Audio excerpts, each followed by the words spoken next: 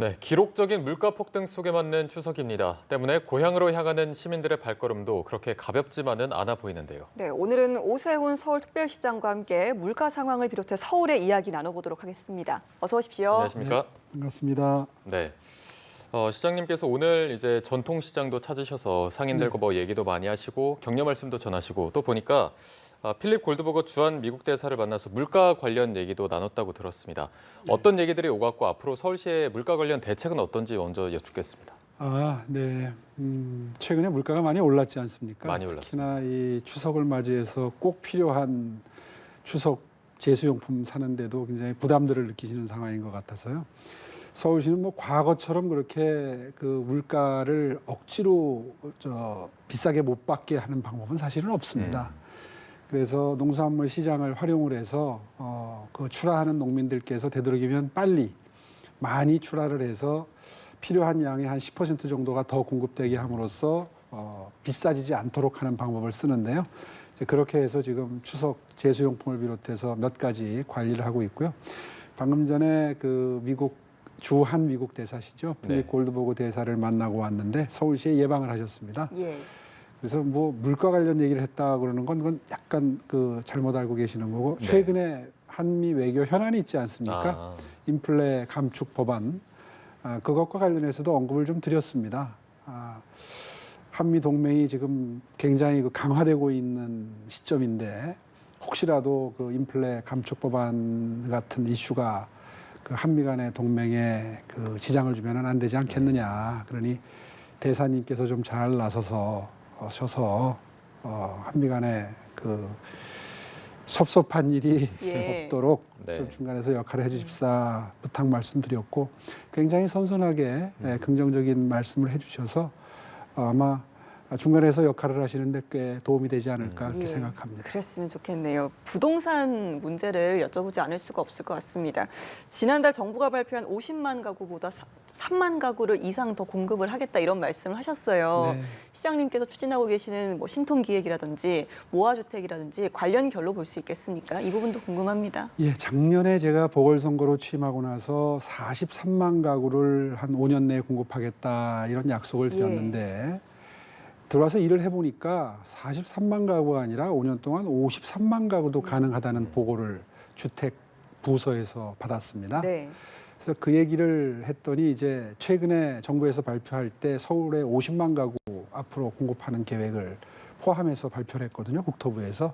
그래서 원래 서울시가 갖고 있는 계획에 의하면 3만 가구가 더해질 수 있다 하는 취지의 말씀을 드렸던 거고요. 어쨌든 요약해서 말씀드리면 지금 재개발, 재건축, 지금 말씀하신 모아주택 관련 이런 시도들이 새로운 시도들이 잘 진행이 되고 있습니다. 그래서 재개발도 재건축도 모아타운도 다 순항하고 있기 때문에 주택 공급 계획에 따라서 순조롭게 계획하는데 아무 지장이 없다. 그런 말씀을 다시 한번 자신 있게 드릴 수 있습니다. 네. 자, 그리고 서울시가 며칠 전에 택시요금 인상안을 발표하지 않았습니까? 이제 내년 2월쯤에 기본요금도 현재 3,800원에서 1,000원 더 올리고 시내 할증률도 더 높이는 방안을 제출했는데 지금 워낙 택시 잡기가 어렵습니다. 대란이 해소될 거라고 보십니까? 본질적으로 그 이유를 이해를 하셔야 되는데요. 실제로 택시 영업을 함으로써 얻을 수 있는 이익보다 택배 쪽으로 가서 일을 해서 얻을 수 있는 이익이 더 커졌습니다. 지난 2년 동안 코로나를 겪으면서 그렇게 수익 구조가 바뀌었기 때문에 지금 돈을 더 벌 수 있는 곳으로 간 기사분들이 돌아오지 않고 있는 거고요. 그래서 이제 돈을 더 벌 수 있게 해드리게 하면 택시 영업을 하는 숫자가 늘어날 거기 때문에 시장 원리에 의해서 그래서 택시 요금을 올리기로 결정을 했는데 그것이 충분할지는 알 수가 없습니다. 아시다시피 요금을 올리더라도 그게 전부 다 기사분한테 가는 게 아니지 않습니까? 택시 회사하고도 또 나눠 가져야죠. 그런 문제도 있기 때문에 본질적인 해법은 지금 국토부가 몇 년 전부터 노력해서 만든 완전 월급제, 이제 전액관리제라고도 하는데요. 월급제가 되다 보니까 좀 더 일을 열심히 늦은 시간까지 운행을 해도 그 수입이 온전히 내게 안 되는 겁니다. 그런 문제 때문에 다시 말해서 인센티브 시스템에 고장이 난 거죠. 그래서 그 고장난 그 동기부여를 하기 위한 인센티브 시스템을 다시 옛날 시스템으로 바꾸자 이렇게 지금 국토부에 건의를 하고 있고요. 국토부는 아직까지도 그 월급제에 대한 그 미련을 버리지 못하고 있는 게 현실입니다. 그래서 그 부분에 대해서 꾸준히 협의를 해서 이 인센티브 시스템이 작동을 하도록 해서 예. 늦은 저녁에 귀가할 때 택시 대란 때문에 고통을 겪는 시민분들의 고통을 어떻게든 덜어드리기 위해서 노력하고 있고요. 그 방법 외에도 택시 리스 제도 또 제안을 해놨습니다.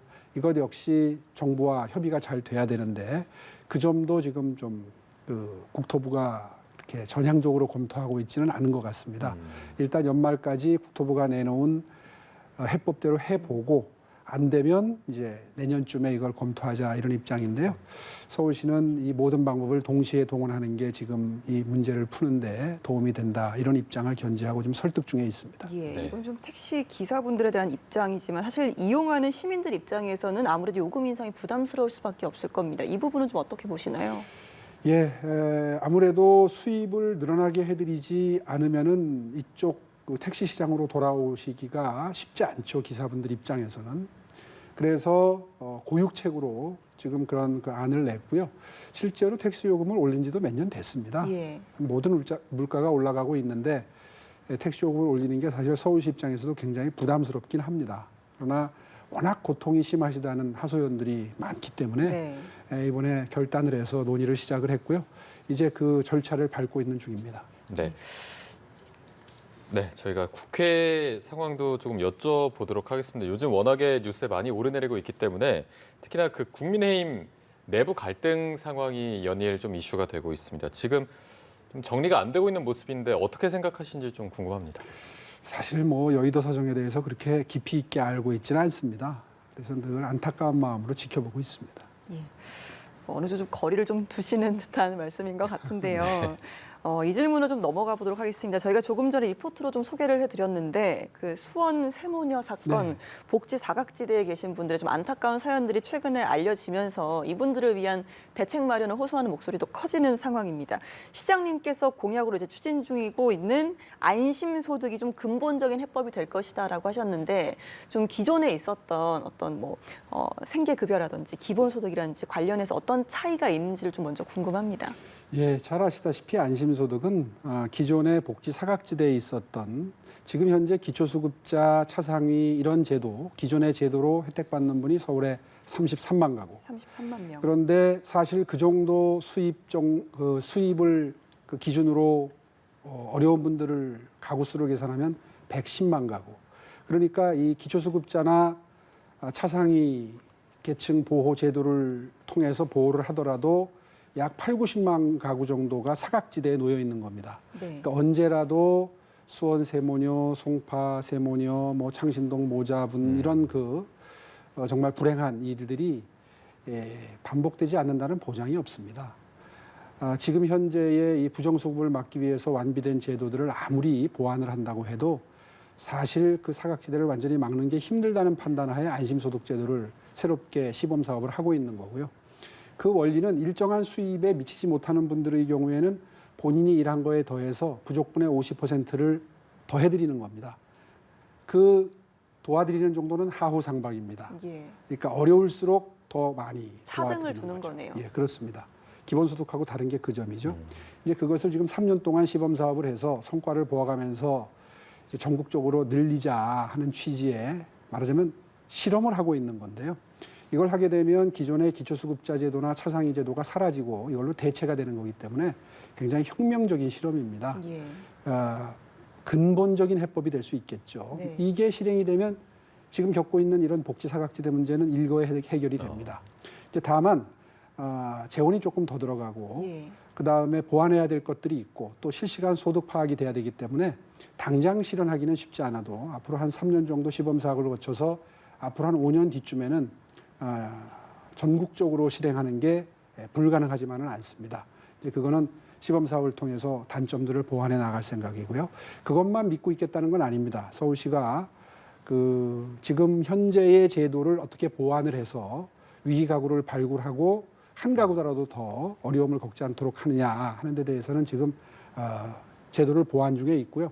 오늘 아침에도 보고를 받아서 그 시행을 확정했는데 기존의 서울시는 120 시스템을 통해서 위기가구들이 도움을 요청하면 바로 그 즉응해서 해결해 드릴 수 있는 시스템이 가동이 되고 있었습니다. 네.